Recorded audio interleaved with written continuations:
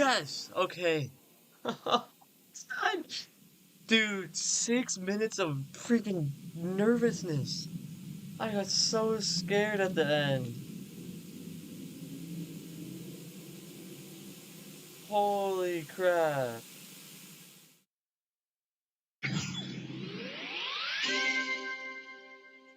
Oh,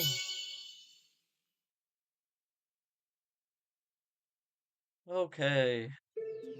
That was a really good level, and I'm gonna tell my thoughts after this, probably. If I, yeah. City Fade. This level was so much fun. So I'm just gonna go through it in practice mode and kind of talk through what I experienced. So to start, this beginning, this beginning is probably the most boring part of the level, probably the worst part. But honestly, I think it works because the music, the music is also it's also probably the most boring part of the song. So it works well with the music, even though the design is still pretty cool. The annoying part is that it's all visual timing because the sync with the music does not quite line up just enough where if you try to go with the music, it doesn't work on every jump. So then you get to here where things start to pick up. Now this part, very easy, pretty simple. Not much to say about this part here. But yeah, this part is just a good introduction to how the next like 20% is gonna be, which is a lot of orbs, a lot of timings, and not a whole lot interesting or new, so to say. Alright, that dash orb, oh wait, I'm actually gonna go back. This dash orb is like the most random timing, because like if you're too early, then you hit the guy sitting up top, and if you're too late, you hit the spikes at the bottom. Anyways, this part is really the first hard part, I would say. So it's actually a little bit difficult to figure out, not to figure out what to do, but like it's it's where the nerves start to realize, okay, you're getting far. Because at this point, you're like a minute and a half to almost 2 minutes into the level. And so your nerves are like kicking up, at least my nerves are kicking up a whole bunch. And the gameplay isn't necessarily too difficult, but it's still a little bit tough. It takes some practice to get to learn it all. And yeah, but overall, it's not. I wouldn't say it's too bad. All right, and then after this part, okay. I'm gonna pause real quick. This is the skyscraper climb. That's what I call. I call this part the skyscraper climb because that's what you're doing. If you look here, you're climbing the skyscraper right here. So it's all vertical gameplay. Now, most people have said that this is the worst part, and I disagree. I honestly think that this is probably the one of the best parts of the level. The gameplay, yes, I will agree, is hard, but that's kind of the point of the level. It's an insane demon. Like, of course it's going to be hard. The gameplay is a little bit gimmicky in this part. It requires a lot of timings and a lot of practice, and this is really where the nerves start to pick up. Like, because like how I felt was once I got past this part, I could beat the level. That was how I felt.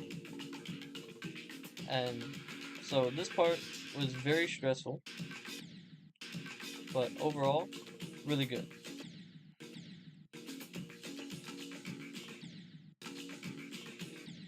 And then, yeah. But the people, here's what I have to say about the people who think that this is the worst part. And they think it's the worst part because it's hard, it's just a skill issue. I honestly think that this is probably one of the coolest parts visually, and just like one of the most unique parts because it's vertical gameplay. Like you don't see vertical gameplay anywhere, especially not in this quality. And like the skyscraper, like the theme of like climbing the skyscraper, just fits so well that I really liked it, even though it was really hard and the cause of the majority of my deaths, I would say.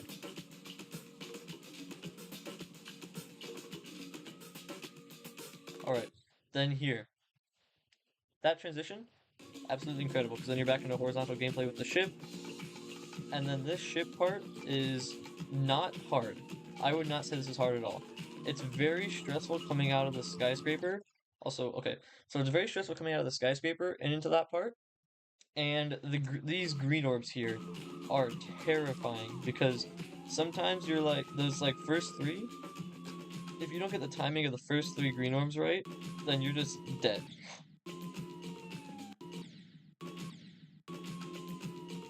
All right, okay. And here is where I think the level gets fun, and where I think Maxor actually did an incredible job in making this level. This entire part is random. So hold on, I'm actually gonna go back. I'm gonna turn off this. And I'm going to show you what this level is. So look at that. So you see how it's already different. It's already different. If you were to like go back in the video, you would see that not all, most of these orbs are different every time. So now I'm just gonna die, and now we come back, and look, this is a green orb to start instead of yellow, and we're taking a completely different path. So basically, how this part works is there are some orbs that are random, and then there are some parts that are the same every time. So right here, that pink orb, not orb, pink pad bounce thing with the blue orb, that's always the same. And then coming up here, right here, this jump, that jump between the spikes and that blue orb is always the same. And so that's kind of how I did that part. Was I would lock on to the what I would call checkpoints in this, so that I knew, okay, so here's where I am, and now I just gotta remember how to get to the next one.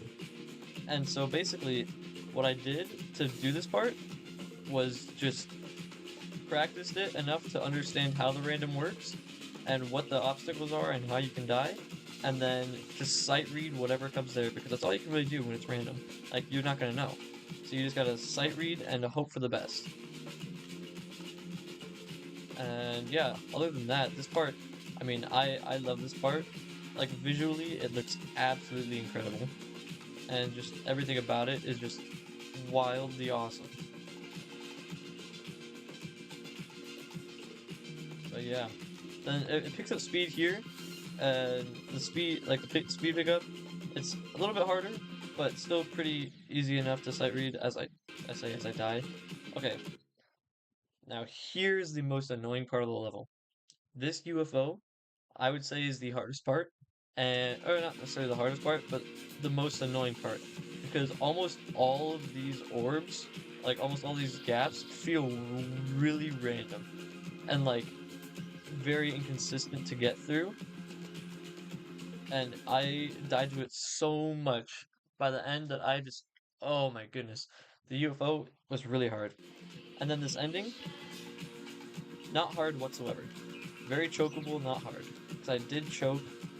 I died once um, at 89, which is coming up here.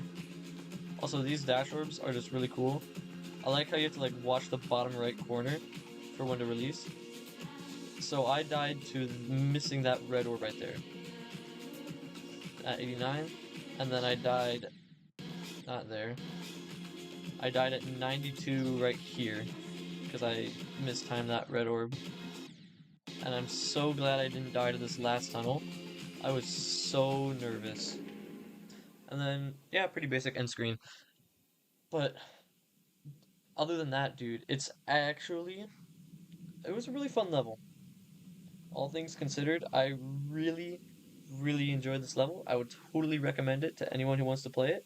And hope you enjoyed. Thanks for watching.